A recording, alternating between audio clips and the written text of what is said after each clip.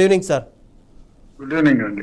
Sir, ఒక్కసారి మనం షాబాద్ నుంచి అటు పరిస్థితి ఎలా ఉంది ఏంటి అనేది మా రిపోర్టర్ని అడిగి తెలుసుకునే ప్రయత్నం చేద్దాం. రమేష్, చెప్పండి. అంటే ప్రస్తుతం రాజ్ కుమార్ డెడ్ బాడీ దొరికింది అని చెప్పి పోలీసులు చెప్పారు. అయితే రాజ్ కుమార్ డెడ్ బాడీ పక్కనే ఒక పాయిజన్ బాటిల్ ఉన్నట్టుగా కూడా పోలీసులు గుర్తించారు. అయితే ఈ పాయిజన్ బాటిల్ హత్యలు చేసిన తర్వాత రాజ్ కుమార్ కొన్నట్టుగా నిర్ధారించారా, లేదంటే ముందుగానే హత్యలు చేసిన తర్వాత తను చనిపోవాలి అని చెప్పి ముందే ఫిక్స్ అయినట్టుగా ఏమైనా పోలీసులు నిర్ధారణకు వచ్చారా?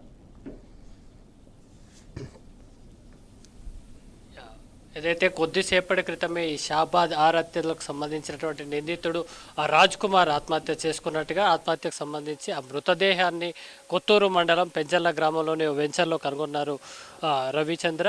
ముఖ్యంగా అక్కడ ఉన్నటువంటి స్థానికులు గమనించి డయల్ 100 ద్వారా పోలీసులకు సమాచారం ఇవ్వడం జరిగింది. అక్కడ చేరుకున్నటువంటి పోలీసులు సిపి తరుణ్ జోషి, అట్లాగే డీసీపీ యోగేష్ గౌతమ్ కూడా మిగతా పోలీసులు కూడా అక్కడికి చేరుకున్నారు. అక్కడ ఆ శివం పక్కన పాయిజన్ బాటిల్తో పాటు తన మొబైల్ని కూడా, రాజ్ కుమార్ మొబైల్ని కూడా స్వాధీనం చేసుకున్నారు. అందులో ఆత్మహత్యకు ముందు వీడియో రికార్డు కూడా చేసుకున్నాడు రాజ్ కుమార్. అది తాను ముందుగానే దీనికి ప్రిపేర్ అయినట్టుగా కూడా ఆ వీడియో ద్వారా తెలుస్తుంది. అంటే మొబైల్లో వీడియో తీసిన సమయాన్ని బట్టి చూస్తే కనుక 10వ తేదీ రాత్రి సమయంలో, అంటే 10వ తేదీ రోజే, ముందు రోజే, ఈ హత్యలు చేయడానికి ముందు రోజే ఈ వీడియో తీసుకున్నట్టుగా కూడా అర్థమవుతుంది. ఇందులో తాను ఆర్థికంగా నష్టపోయినట్టుగా, అట్లాగే తన కుటుంబం పిల్లలకు సంబంధించి, చిన్నపిల్లలకు సంబంధించి ఆదరవు లేనటువంటి పరిస్థితిలో తాను కూరుకుపోయాను, అప్పులు ఇబ్బంది పడుతున్నాను అనేది చాలా స్పష్టంగా తెలుస్తుంది. అట్లాగే పోక్సో కేసులు నమోదవ్వడము, తిరగడము, ఇవన్నీ కూడా జరిగినటువంటి పరిస్థితి ఉంది.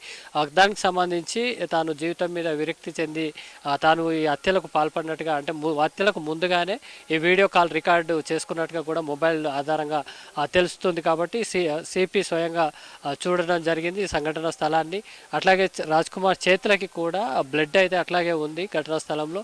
కాబట్టి ఆత్మహత్యకు ముందే ఈ హత్యలకు సంబంధించి, అట్లాగే తాను ఆత్మహత్య చేసుకునేది కూడా ముందు ప్రిపేర్ అయినట్టుగా ఒక అంచనాకైతే వస్తున్నారు. అట్లాగే రాజ్ కుమార్కు మృతదేహాన్ని పోస్ట్ మార్టం చేసిన తర్వాత అట్లాగే మరిన్ని వివరాలు కూడా తెలియాల్సి ఉంది. తన మొబైల్ని కూడా డేటా చెక్ చేసేటువంటి అవకాశం ఉంది. పూర్తి స్థాయిలో అన్ని కోణాల్లో కూడా దర్యాప్తు చేసేటువంటి అవకాశం కూడా ఉంది.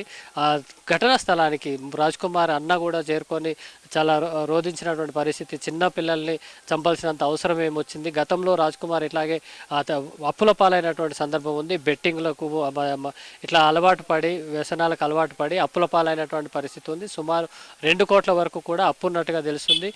గతంలో ఈ అప్పులు తీర్చేందుకు కూడా కుటుంబ సభ్యుల మీద ఒత్తిడి తీసుకొచ్చి ల్యాండ్ అమ్మించి అప్పు చెల్లించినట్టుగా కూడా ఉంది. అట్లాగే ఆత్మహత్య యత్నం కూడా గతంలో చేసినట్టుగా రాజ్ కుమార్ ఆత్మహత్య పాల్పడినట్టుగా కూడా తెలిసింది.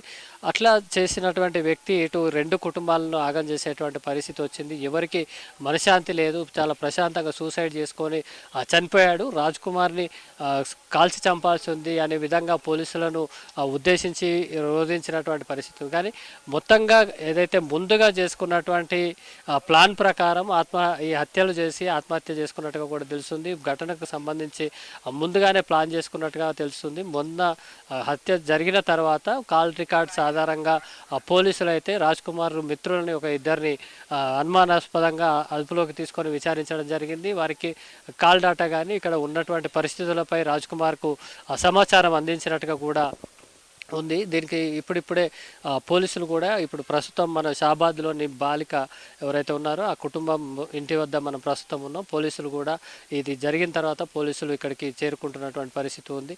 ముఖ్యంగా ఏదైతే రాజ్ కుమార్ ఇటు మైనర్ బాలికతో పాటు పోక్సో కేసు నమోదు చేయించారు.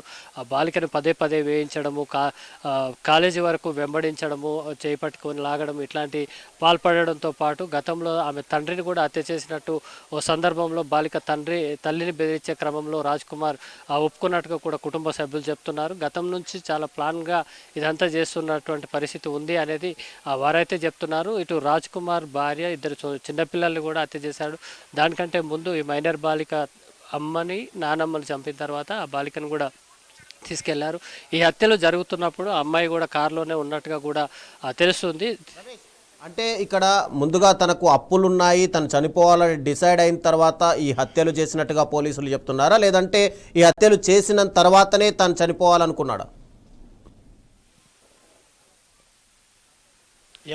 ఫోన్ కాల్ ఇప్పుడు ఘటనా స్థలం ఏదైతే రాజ్ కుమార్ ఆత్మహత్య చేసుకున్న ప్రాంతంలో స్వయంగా సిపి తరుణ్ జోషి అట్లాగే ఏసీపీ యోగేష్ గౌతమ్ ఇద్దరు కూడా ఘటనా స్థలానికి చేరుకున్నారు. ఆ మృతదేహం పక్కన ఉన్నటువంటి పాయిజన్ బాక్స్ ఆ డబ్బాతో పాటు మొబైల్ని కూడా స్వాధీనం చేసుకున్నారు. ఆ మొబైల్లో ఉన్నటువంటి ఆ రాజ్ కుమార్ సెల్ఫీ వీడియో ఆధారంగా చెప్పింది ఇది ఏదైతే ముందు రోజు ఈ వీడియో తీసుకోవడం జరిగింది. దీనికి వీళ్ళందరినీ హత్య చేయాలి ఏదైతే కేసుకు సంబంధించినటువంటి విషయం కానీ ఇటు కుటుంబ పరంగా ఇటు ఆర్థిక సమస్యలు ఉన్నాయి కాబట్టి వీళ్ళందరికీ హత్య చేయాలనేది ముందుగానే ఆయన భావించి ఆ తర్వాత ఆత్మహత్య చేసుకున్నాడు.